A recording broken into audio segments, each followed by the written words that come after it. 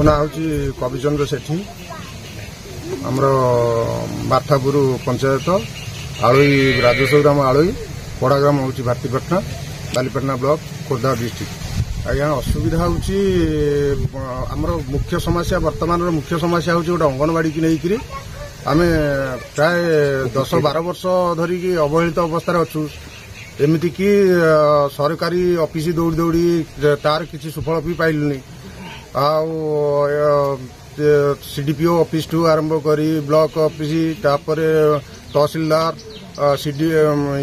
DRDA collector ଯୋଉମାନଙ୍କୁ ଆମ ଅଭିଯୋଗ ଆମେ ତାଙ୍କ ପାଖରେ ବାଢ଼ିଲୁ ତାର ଫଳାଫଳ କିଛି ନାହିଁ। ହଉ ବୁଝାଯିବ କହିକି ବୁଝାଯିବ ଏମିତି ହେଇକରି 10-12 ବର୍ଷ ପଳେଇଲା। ଆମର ଏ ଗାଁରେ ଆମେ ଏ ରାଜସ୍ୱ ଗାଁଠୁ ବିଚ୍ଛିନ୍ନ ହେଇକି ପ୍ରାୟ 1 କିଲୋମିଟର ଦୂରରେ ଅଛୁ। ଏଠୁ ଆମର ମାନେ ଏ ଗାଁରେ 2ଟା ହରିଜନ ବସ୍ତି ଅଛି ଏବଂ ପ୍ରାୟ 98% ଲୋକ ସମସ୍ତେ ସାଧାରଣ ମୂଲ ଲାଗିଲେ ଖାଇବେ। କିନ୍ତୁ ଆମ ପିଲାମାନେ ଅଙ୍ଗନବାଡ଼ି ଖାଦ୍ୟ ଆଜିକା ଡେଟ୍ରେ ଅଙ୍ଗନବାଡ଼ି ଖାଦ୍ୟରୁ ବଞ୍ଚିତ ହୋଇଗଲେ। ଦୀର୍ଘ ଏଠି 10-12 ବର୍ଷ ଗୋଟେ ଅଙ୍ଗନବାଡ଼ି ଚାଲିବା ପରେ ବି ସେ ଅଙ୍ଗନବାଡ଼ି କି ଏଇ ରାଜନେତା ଏବଂ ଅଫିସରମାନେ BDO ତହସିଲଦାର ଆଉ CDPO ଏମାନଙ୍କ ଚକ୍ରାନ୍ତରେ ଏଠୁ ନେଇ ଆଉ ଗୋଟେ ସାହିରେ ଆମର ଆଳୋଇର ଆଉ ଅନ୍ୟ ସାହିରେ ସେଇଠି ପାଖରେ ଅଙ୍ଗନବାଡ଼ି ଥାଇକି ସେଠୁ ଆମକୁ ବିଭିନ୍ନ ପ୍ରକାର ଭୁଆଁ ବୁଲେଇ ଦେଇକି ସେଠି କରାହେଲା ଏବଂ ଯୋଉଠି କରାହେଲା କି ଯୋଉଟାକି ହାଇକୋର୍ଟ ନିର୍ଦ୍ଦେଶ ନାହିଁ। ହାଇକୋର୍ଟରେ ଆମେ ଅପିଲ କରିଥିଲୁ ଯେ ଜଳାଶୟ ଉପରେ ହେଇପାରିବ ନାହିଁ। ତାପରେ ବି ସୁଦ୍ଧା ସେମାନେ ଅଲଗାଟି ଜମି ଦେଲେ କିନ୍ତୁ ନେଇକି ସେଇ ଜଳାଶୟ ଉପରେ ପୁଣି କରି ସେଠି ବିନା ପିଲାରେ କ୍ଲାସ ଚାଲିଛି। କିନ୍ତୁ ଆମର ଏଠି ପ୍ରତିବର୍ଷ ପ୍ରି ସ୍କୁଲରେ ଅଙ୍ଗନବାଡ଼ିର ପ୍ରି ସ୍କୁଲରେ 10-12 ଜଣ ପିଲା କଣ୍ଟିନ୍ୟୁ ଯୋଉ 10 ବର୍ଷ 12 ବର୍ଷ ହେଇ ଚାଲିଛି ତାର ଯଦି ରେକର୍ଡ ଦେଖିବେ ପ୍ରତିବର୍ଷ 10-12 ଜଣ ପ୍ରି ସ୍କୁଲ ପିଲା ଅଛନ୍ତି। ଆଉ ଅନ୍ୟାନ୍ୟ ଯୋଉମାନେ ଗର୍ଭବତୀ ମହିଳା ଏବଂ ମେଜରିଟି ଲୋକ ଥାଇକି ବି ସୁଦ୍ଧା ସେମାନେ ଏଠୁ ନେଇ ଯୋଉଠିକି ପ୍ରି ସ୍କୁଲ ପିଲା ଜଣେ ନାହିଁ ଅଳ୍ପ ସଂଖ୍ୟକ ଲୋକ ଅଛନ୍ତି ସେଠି କରାହେଲା। ଆମକୁ ଅବହେଳିତ କରି ରଖାହେଲା। ଆଉ ଆମେ ତାଙ୍କର ଦ୍ୱାରସ୍ଥ ହେଲେ ବି ସୁଦ୍ଧା ତାର କିଛି ସୁଫଳ ଆମେ ପାଇଲୁନି।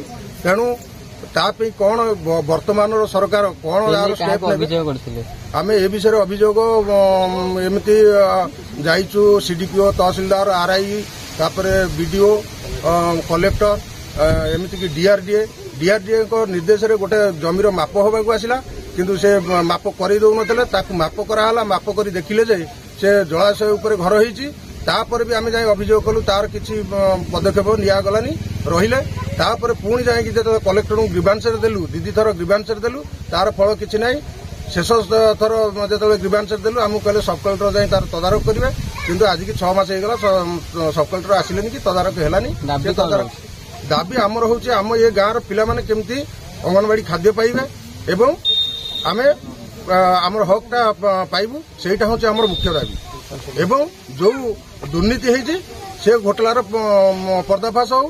ଯୋଉମାନେ ଯୋଉ ଅଫସର ହୁଅନ୍ତୁ ଯୋଉ ରାଜନେତା ହୁଅନ୍ତୁ ଯୋଉମାନେ ଏଇ ଦୁର୍ନୀତିକି କରିଛନ୍ତି ସେମାନଙ୍କର ଏ ଘୋଟାଲା ଉପରୁ ପର୍ଦ୍ଦାଫାଶ ହଉ। ସେମାନେ କିଏ କ'ଣ ଦୋଷ କରିଛନ୍ତି ସେମାନେ ଦଣ୍ଡ ପାଆନ୍ତୁ। ଏଇଆ ହେଉଛି ଆମର ମୁଖ୍ୟ ଦାବି।